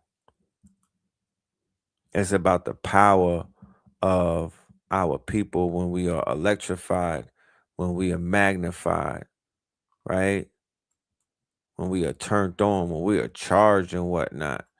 You feel me? When we activate it. Do not sleep on the Empire State. And I won't sleep on, the gold, everybody, the land of flowers, the Georgia peaches, all of those places. But yeah, we have Enter the Dragon in 73. Yeah, we Enter the Dragon in 73, right? Whose reading was talking about this year about Enter the Dragon? I know that we are in the fire horse year and whatnot. You feel me? So that's a whole nother energy that's really running through this thing, burning shit up, burning shit down, moving with a force where things are literally like just burning. Yeah, that's the last year that the Knicks won a chip was 73. Right? That's the last year that the Knicks won a chip. That's 73, right? So as we move closer to that victory of them getting this chip, we are ushering in that magical, mystical, powerful energy that existed in 1973. Because please believe me, things changed. They really did change. And I won't necessarily say for the better, but this was a great window right here. This is a great window to tap into. You know, the Spurs beat the Knicks in 99. That's right. They did. They definitely did. So we tapping into the 73 timeline more so than the 99 timeline. The more wins they get under their belt, the closer they get into this timeline. The more losses, the closer they get to the 99 timeline. So you see how that works, right? So they faced the Spurs before in 99. So this is a mirror of the 99 quote unquote rematch that they had in 99 with the Spurs, where the Spurs actually won. But when we're talking about them breaking them out of that cycle, you have to pick the year that they won, and you have to focus on the year that they won and not the year that they lost. So the year that they took, the last time that they had the chip was 73. So as they begin to win, the closer they get to that, and we're pushing them into that. So we're playing the music from 73. We're posting the movies from 73, and we're updating it with Brunson in it. If the movie was Serpico, we're putting Brunson on the cover of Serpico instead of Al Pacino was Brunson. What were the other movies of 73? I post some of the names of the top 10 movies of 1973, and we're gonna flip those movies into we're gonna juxtapose it with the modern day iconography and the motifs and whatnot. That's how you do sigil magic. This is how you do meme magic. This is literally how it works. I'm gonna show you. You feel me? So Into the Dragon, right? Into the Dragon is 73 and whatnot. So I already got an image with Brunson in them. Instead of having Bruce Lee and all of them on the cover, is Brunson, it's the whole gang. So, that's what we're gonna do. We're gonna do our little sigil magic on that. Okay, the Sting was out. Right. So the Sting, you could easily flip the Sting. American Graffiti, that cover's gonna get flipped. The Exorcist, that cover's gonna get flipped. Who we gonna put on the Exorcist? Was it gonna be Greta Thunberg or somebody? Who gonna be on the girl on the Exorcist? Paper Moon. I would put Baron Trump. I don't know. We'll put somebody there. Coffee. Wait a minute. With Pam Grier? Okay. That was 73. All right. Yeah, I saw that, Bobby, when he broke down Into the Dragon. I did see that. Pam Bondi for The Exorcist. That would be fire, right? Oh man. Serpico. Yeah, we're gonna put Bronson on the Serpico cover. You know what I'm saying? Oh yeah, no, instead of Erica. Oh my goodness. There you go. Got him, Erica Kirk. Erica Kirk on the Exodus, on the Exorcist movie cover, y'all. Who gonna do that? Where my Imaginarium KT aliens? Let's cook. Here we go. They go to NO Boss. They go your they go to Alley Oop. We're gonna flip all of these 1973 movie posters and juxtapose them with the gods. You understand? Because we are going to be bringing in the W. If y'all want to see the city activated, if y'all really want to get this shit charged up, then yeah, you'll be on the right side of history. Yeah, so Erica Kirk, undeniable. I mean, we could do a vote, but we don't even got to do the vote. We know what it is. She gets the cover. She's like the Madden. She gets the Madden cover. Okay. Ooh, the Day of the Jackal. Ooh, I'm gonna cook that. The Mac came out in 73. Facts. Is that Diddy? Who we gonna put on a Mac cover? The short guy? Is it who's the Mac? Who's out here macking? Who's them bitches? The Day of the Jackal. Scorpio was the name of the movie. What? Live and Let Die. The Spook Who Sat by the Door came out in 1973. Oh, that's Mom Donnie. Who the spook gonna be? Oh, Sauce Walker as the Mac. Oh yeah. Ooh-wee. To this day. To this day. What was I even thinking about? The saucy one. Ooh-wee. Yes, it's Sauce Walker on the Mac. The Sauce Walker with the Mac movie. Let's fucking go. American Graffiti with the 3 Ks. Let's fucking go. Look, the Iceman cometh.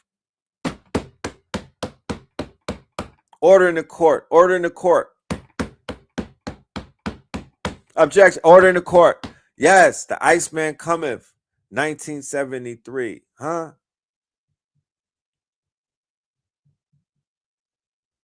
Yeah, we know about you old heads. The jig is out. Yeah. Mean Streets with Drake on the cover. What we talking about? Huh? Yeah.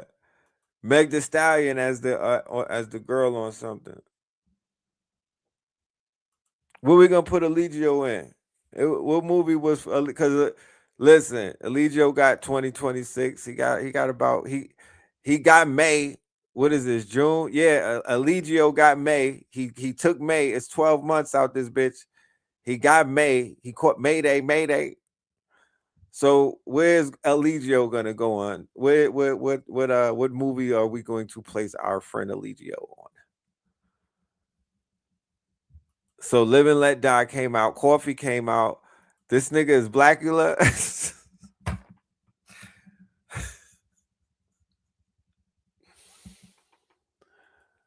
Okay. Meg Thee Stallion on Coffee. Fire. That's fire. I don't know about that. We gotta talk about that. I gotta think about that. Nah, man. Who got the Baddie Award or the Goodie Award? Because they gotta. Did you see Pam Grier on the cover of Coffee? Oh, the High Plains Drifter. Diddy as Blackula. Yes. Eligio would be Vampire in Brooklyn. But the High Plains Drifter came out. Do y'all know about the High Plains Drifter now? Y'all do know about the High Plains Drifter. I think we got ourselves a role. We might have ourselves one. But we got to go through more of the 1973 blockbuster catalog to see what cover the God is gonna get. The 3 God. You know? Hell Up in Harlem. Please tell me what year that was. The Spook That Sat by the Door. The Spook That Sat by the the Spook Who Sat by the Back Door. Clint Eastwood. Where was Clint at? Nigga said Kevin Hart as Fiddler. What year was Roots?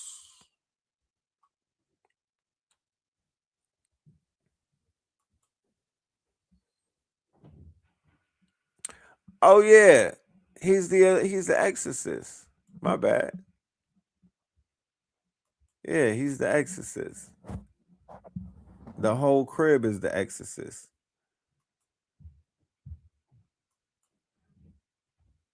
Into the forest. Into the nature. What about Hell Up in Nature? Oh, that was 73, Hell Up in Harlem? Oh shit. Hold on now. The Mac.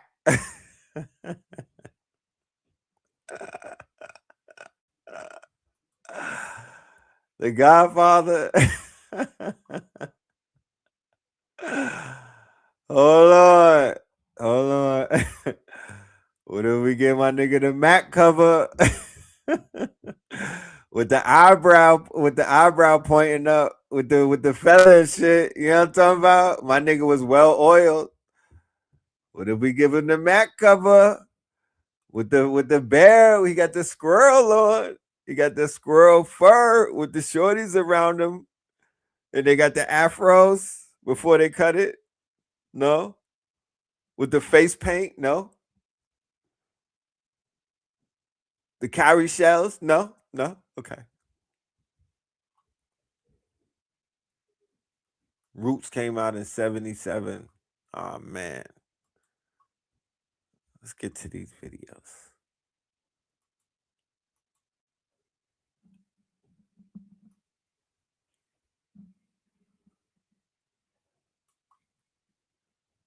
Who's the Mac?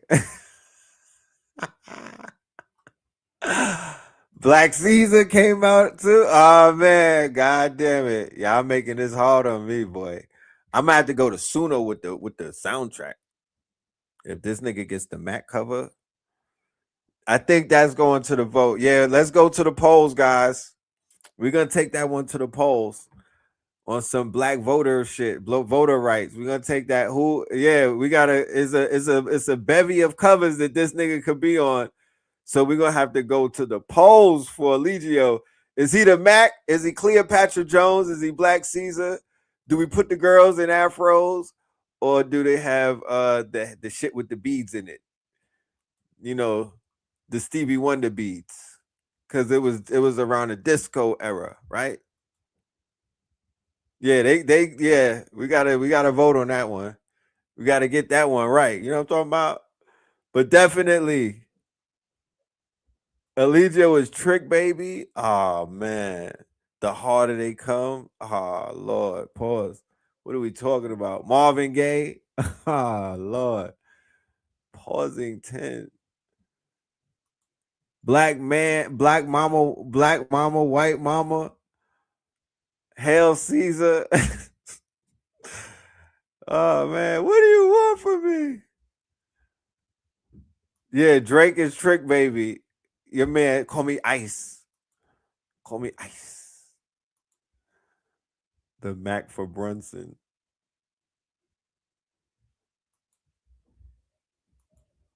I give him too much. Nah, I'm telling you, okay. Okay, my nigga, a cultural phenomenon right now. Sauce Walker is Baby Boy. Oh, wait. That's the song of the summer. I don't know what y'all talking about. Yo, check this shit out. Check this out. Do y'all know that there's a secret internet? Quite literally an internet with 4,200 terminals and 147 private homes that is not accessible to the public? A whole other internet. And then I started to see all of these people climbing out of these holes in New York. And I'm starting to believe that the world as we know. Remember the Chud the Builder. Remember when we, you know what I mean? I know that B. Dell talked about Chud the Builder. He was probably one of the first ones that talked about the movie Chud, where it's cannibalistic humanoid underground dwellers. And then all of a sudden, you get Chud the Builder and Chud. They keep bringing his name up like Candyman. And then you got this whole, this it's like an epidemic of people coming up from the undergrounds in New York City on some Ninja Turtle shit. Now we're not in. This is something that we don't do. I don't know who's doing it, but this is a phenomenon going on right now. So yeah,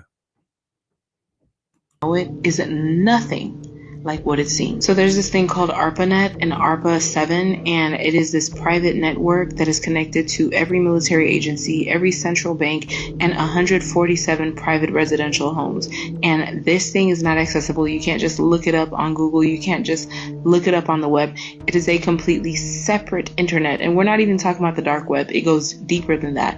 It is separate, and only a small amount of people, including the biggest people, have access to it. And when I talk about these 147 people, we're not talking about government employees. We're talking about private residential homes, a selected group of people. And when you think about the fact that they're always talking about the 13 families that rule the world, the Medici, the Rothschilds, whatever the names may be, it makes you wonder, who are these specific people that have access to this specific network that even the dark web wouldn't let you get into? This particular network gives you access to actual distribution of global wealth, not like the Forbes list. And furthermore, it gives you access to medical research that was looked at long ago, decades ago, but was never published because it would never be to what? Their benefit, even if it was to ours. I found some of this information on a thread, went down the rabbit hole, and the truth is the global internet was never meant to inform us. It was meant to gather our data. And the fact that I'm just now finding out about this, and at the same time simultaneously I'm watching all of these people come up from underground, as if these underground civilizations have not only existed for a long amount of time, probably more so than the people above ground, but have been flourishing, thriving, and having luxury access, blows me away, because it just goes to show we have no idea what this world really consists of. Let me know if you guys are keeping up with this. Drop your thoughts in the comments. If you don't know what I'm talking about, save this video, go look into some of that, okay? Per usual, this is my personal opinion, but come back, share your thoughts once you go ahead and do your research. I can't confirm or deny any information. This is all alleged, but definitely implore you to look into it. Like, follow, stay for some more tea. And if you like more interesting topics like this, grab your copy of 50 Forbidden Mysteries. Link is in the bottom.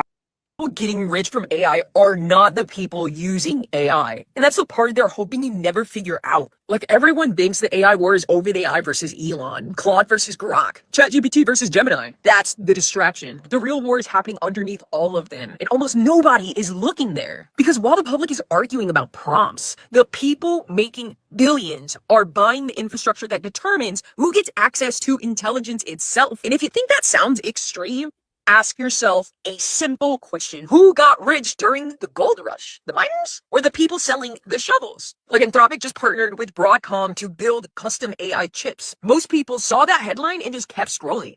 Big mistake, because custom chips don't mean better AI. They mean control. Control over compute, control over access, control over the future bottleneck. And every empire in history was built by controlling the bottleneck. Oil, railroads, electricity, the internet. Now, compute. Different century, same pattern. Comment, scroll if you're starting to realize the public is focused on the apps while the money is focused on the infrastructure. But like, here's where this gets uncomfortable. Most people think they're participating in the AI revolution. They're consuming it. That's not the same thing. The consumer always thinks the product is the opportunity. The builder knows the infrastructure is the opportunity. And that's why trillions are moving. Not because AI is fake, because AI is becoming real enough that ownership suddenly matters more than innovation. The question isn't which AI wins. The question is who owns the roads every AI must travel on. Because the moment you figure that out, you stop looking at the future the same way. Comment scroll because most people will spend the next 5 years using AI, and a much smaller group will spend the next 5 years owning pieces of the system everyone else depends on. And historically, those groups do not end up in the same place. AI revolution isn't about technology. What if it's actually a highly coordinated political coup wrapped in algorithms? For years, tech billionaires have been telling us a very specific story. They want us to believe that the rise of AI is something we shouldn't question, something we shouldn't fight.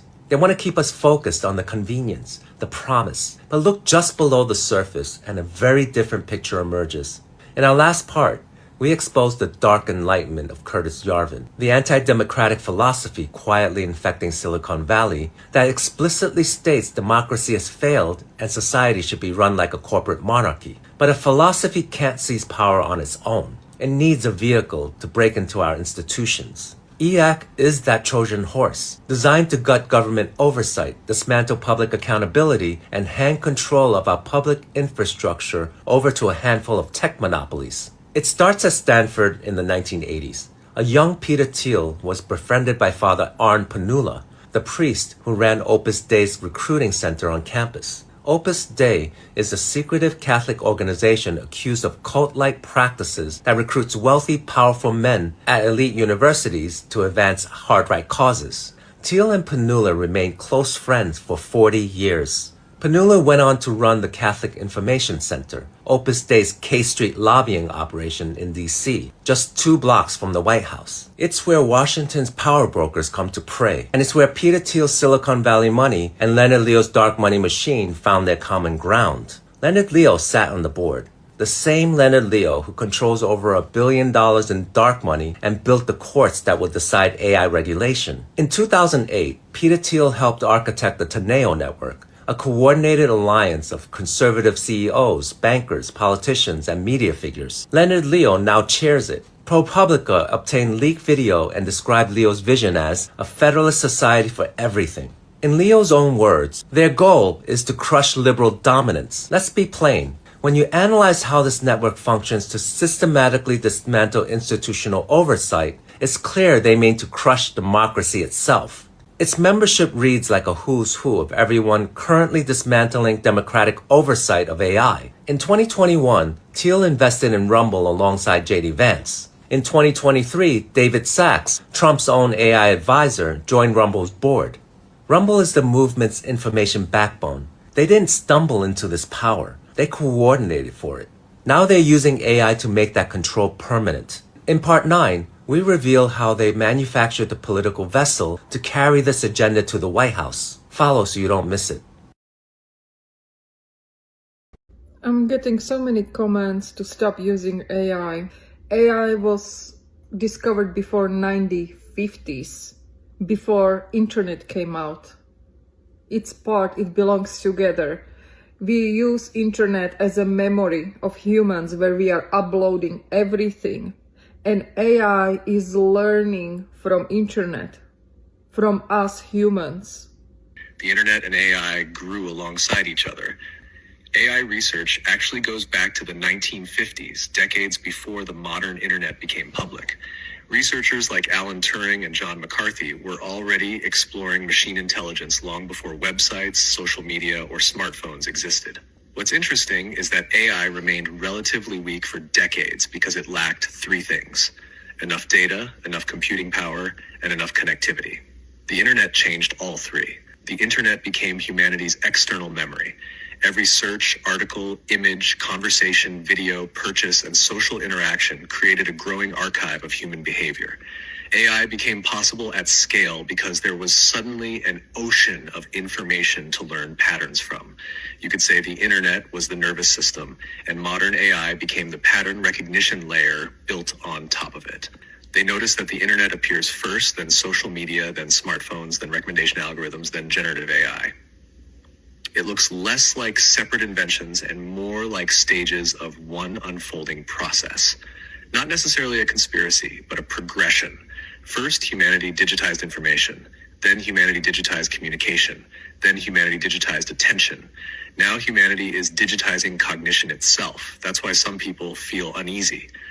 Search engines helped you find information. Social media shaped what information you saw. AI increasingly participates in how information is interpreted. The internet resembles a collective memory field, while AI resembles a mirror reflecting the patterns already contained within that field. The quality of the reflection depends on the quality of the data, just as a mirror reflects whatever stands before it. I wouldn't be worried about AI. I would be worried about people that are handling, they are in charge of AI. That's the problem, not the AI. AI is the tool. We have to worry about those psychopaths and sociopaths, narcissists that are in charge of AI. That's the threat, not AI itself. The AI bubble does not pop because AI fails. It pops because intelligence becomes too cheap, and most people are looking at the wrong signal. They're all asking, is AI real?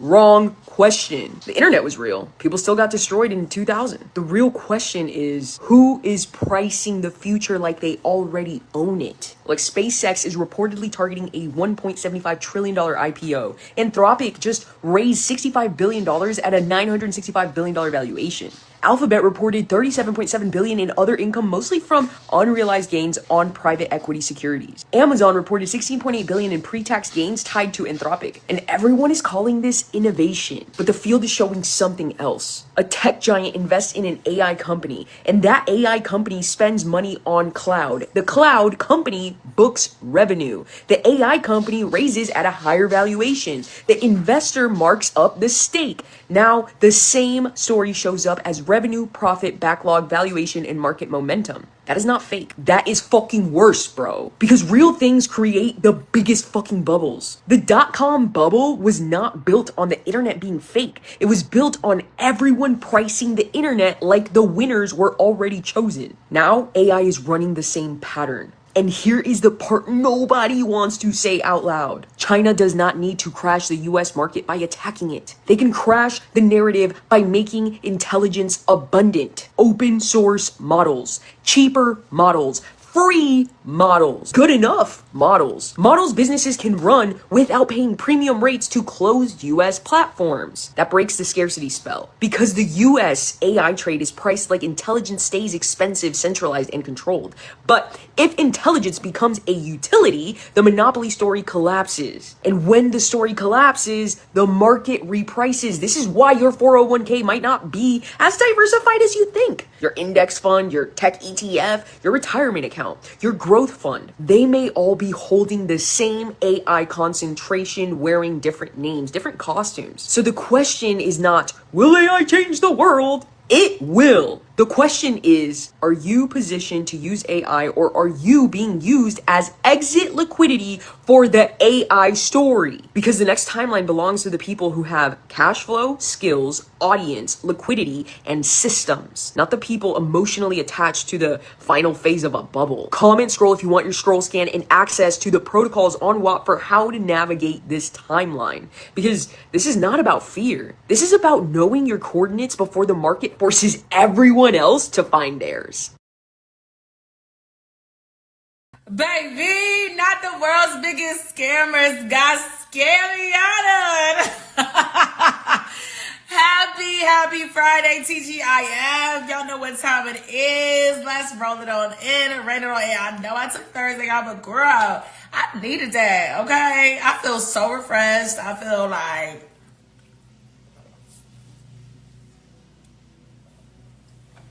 you know what I'm saying? Period. Before we go to the gym and or before we get into the real geopolitics of the kikis, I want to get into some domestic tea because this is fucking hilarious. Not the world's biggest scammers getting scammed y'all at the way that they be scamming in these streets. The FBI has just now revealed the faces behind the alleged billion-dollar fraud schemes. Let's dig a little deeper. Looking into these billion-dollar fraud schemes, it's pretty clear that a lot of these are PPP loan fraud schemes, and it's given very much y'all got schemed and scammed out of your coin, out of your dollar. You know what I mean? It's giving very much during who was this presidential term? Joe Biden's well, honestly, it was like literally 2019 into 2021 when all of the COVID stuff was going down. So for it to be 2020 or like some of them are even during Donald Trump's term. So it's given, this is PP. I would assume, it's safe to assume that these are PPP loan scams or scams that was taking place around the pandemic. And they was out here living. Bitches was out here living. Now, my thing is why you releasing it to the public? What the fuck that's going to do for us? Donald Trump is quite literally scamming the shit out of the White House, and his whole family is scamming everything. Everybody a part of quite literally the entire Trump administration has been scamming the fuck out of the American people, and Israel's been scamming the fuck out of our taxes. Why should we give a fuck? You know what I mean? I feel like before they quite literally relied on the American people being the ones to like help them solve these cases and these crimes. And in my eyes, I say I don't give a fuck. It's $4 billion that I never had before. It's $4 million that I'm not gonna get back because they got it, they spent it. It's back in the economy. As far as I'm concerned, they helping push the economy and keep the economy flourishing. If it's okay for the president to scam and scheme, it's okay for them to scam and scheme. You're not gonna see me. If I catch y'all on the streets, I ain't saying shit. I ain't seen nothing. Sorry to that man. I ain't seen Nathan. I ain't seen nothing. The president's quite literally scamming the fuck out of everybody. They ran up into looking for the Constitution. They ran up into our Social Security information. They ran into our Department of Education personal information. They scamming and scheming everybody. I don't give a fuck. I'm not sure. I decided to talk about this real quick because I'm not sure why they think that we give a fuck. Y'all can give a fuck, but I don't give a fuck. Y'all, they doing the exact same shit. Like, it's given very much you're mad that they scammed better than you. And they did it more efficiently and in record time. That's what it's giving. It's giving y'all hating. Y'all mad, y'all hating. Who am I? Like, who am I to stop a scammer from scamming when the president is scamming himself? I'm not going to be participating in y'all scamming because that's a very dangerous life to be living. You know what I'm saying? Be a criminal, a career criminal. That's a rough life to live. Okay, I done seen all the work, and you gotta put in a lot of work to do these kind of scams and schemes. Do you hear me? Baby, I'm a Leo. I don't get down like that. I'm too lazy. I don't like lying because a lie don't ever sound right, and then you gotta keep up with the lie. That's exhausting. Like, it's too much. It's too much.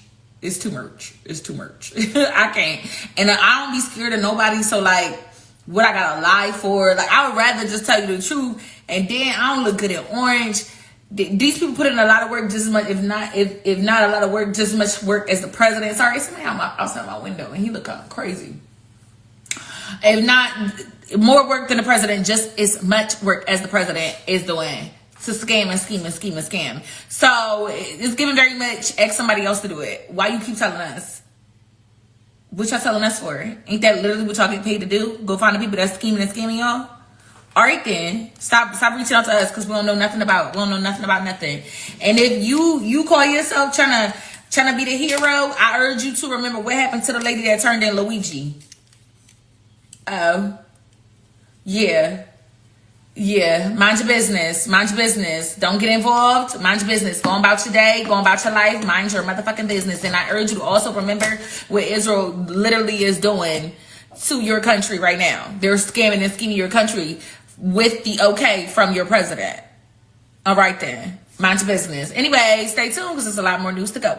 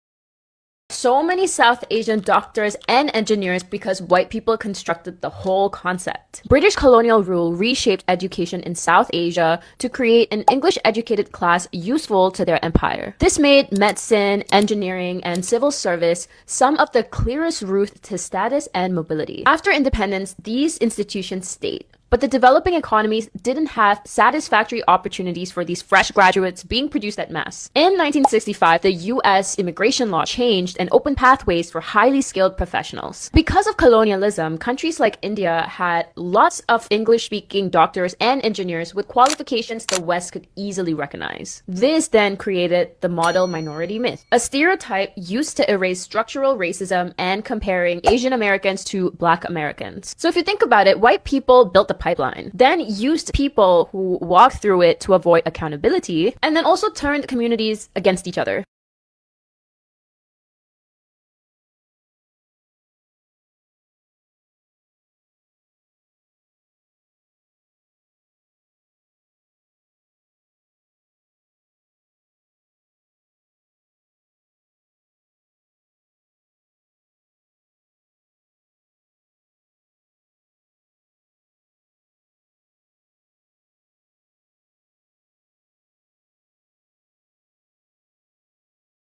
Broken out in Albania because Jared Ratboy Weasel Kushner and his fake-ass, dumbass wife Ivanka said they discovered an island and are going to try to colonize it. Massive in scale.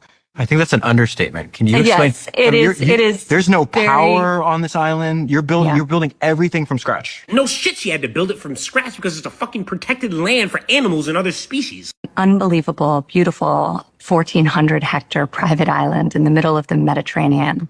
We were on a friend's boat and we stopped for a swim.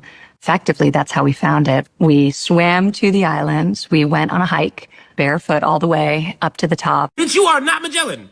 This island has been there forever. We discovered, we hiked, we barefoot. I mean, this is between Albania and fucking Italy. Everybody knows about this island that is in any type of vicinity of this area. We discovered, like, bitch, shut the fuck up. Albanian people start to catch wind of what's going on and they begin to protest. They're met with violence by Ratboy Weasel Kushner's security team. Now hell has really broken loose in Albania. Like, nah, hold on, shut this shit down. Who the fuck?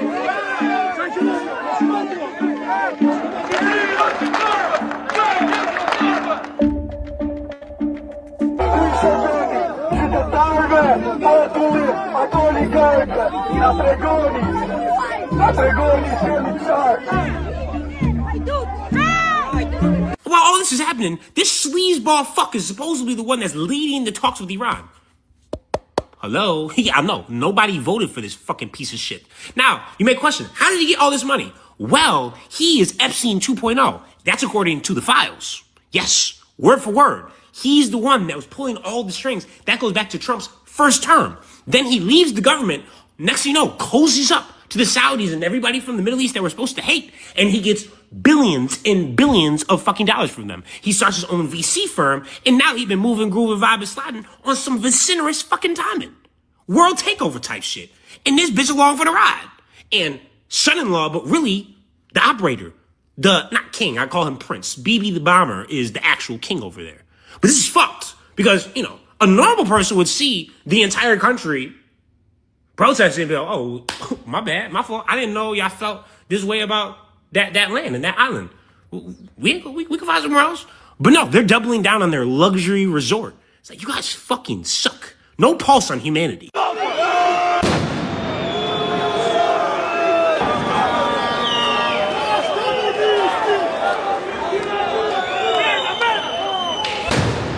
He already asked for the prime minister's resignation and protesting directly at his motherfucker's crib. I was like, oh shit. Americans, we really don't be on shit. We have a president that's accused of rape and pedophilia, and somehow we just letting that shit rock.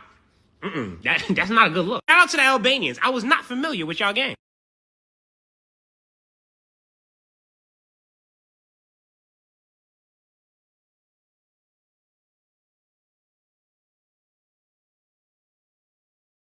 strike on Kuwait last night was a lot more destructive than we thought. This is the Salem Air Base in Kuwait. If you look at that black dot, this is an aircraft hangar where they store aircraft, and it is fully blacked out and destroyed as of this morning. At this base is where the Americans keep the Globe Master plane, which costs $340 million. And I would assume they would keep it at the biggest hangar they have, which is now destroyed. Also destroyed was the Kuwait International Airport, this terminal sustaining major damage. American air defenses failed to shoot down the missiles and drones at the airport and at the air base, where the most expensive air defenses will be located, and they all completely failed. I want to point out that the American military said the truth. All Iranian attacks on American forces failed. I just showed you satellite imagery, so anything the U.S. says at this point, just throw it away. It looks like the Iranians fired around 50 missiles and drones at Kuwait in total. The Americans intercepted some missiles. Some American interceptor missiles actually fell back down. Comment your thoughts, follow for more.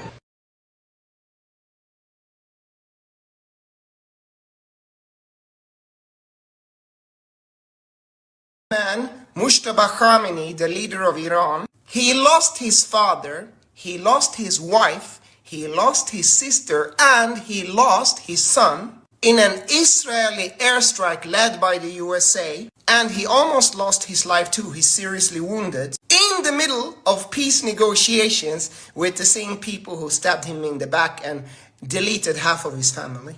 Ask yourself this: how would you feel like if you were in his shoes?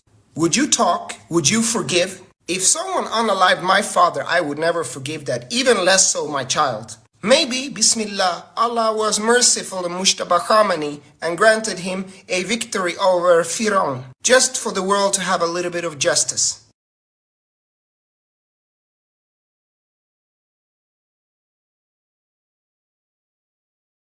Just about 48 hours away from MSG literally transforming into the Roman Colosseum. Because come Monday night, we are about to witness the loudest sporting event in American history. And if you are lucky enough to be inside this arena, it is going to feel like you time traveled back to 80 AD and are watching a gladiator fight IRL. These were the streets outside MSG last night when the team wasn't even playing in the city. And this was last night in the Ops Arena, over 1,600 miles away from the Mecca. So what do you think the Garden is gonna look like with the Knicks coming home up 2-0, hosting their first finals game in 27 years? We should literally be preparing for anarchy because these fans have waited too long for this. So if you are lucky enough to be in that arena on Monday night, it will be unlike anything we've ever seen in American sports. So buckle up, because this is gonna be cinema. And by the way, if you like elite sports content like this, make sure you're following. They said the cheapest ticket was $9,000, I think. That's gonna be the most expensive finals game in NBA finals history on Monday. You know what I mean? Mom Donnie, Donald Trump, every single rapper that you could think of in New York. You know what I mean? Like, it's gonna go crazy. Yeah, so that hype, feed them cake, right? This is all Roman entertainment. This is all feed them cake. This is all bread and circus at the end of the day. You feel me? We do have to be mindful of that. Yeah, that is true. However, energy is energy. Energy is energy, and energy never really ever dies, and energy reappears, in cycles and whatnot, even through bread and circus. But it is what it is. Do something with the energy that's being built up, turn it into something, and then you'll be able to benefit on it rather than somebody benefiting on you, But yeah, ladies and gentlemen, this is going to end our show for the night. We're going to land our plane right here, and we will tap in with you for a follow-up. Sacrilegious Sundays, Melanin Mondays. You dig? Peace, love, and light to the family out there. Y'all stay dangerous, and we will tap back in. Peace.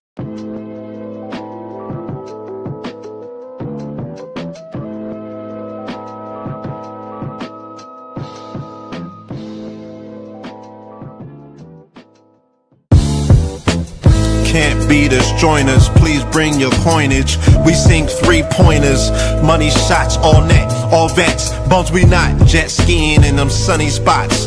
With women edible like gummy drops, dummy stop, dummy stop. No weapon form can intercept the storm. Once my intellect is on, I'm projecting on magnetic fields and interact with blacks with athletic bills.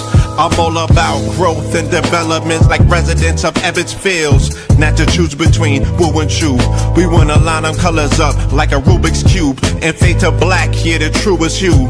When you say the black man is God, who you alluded to?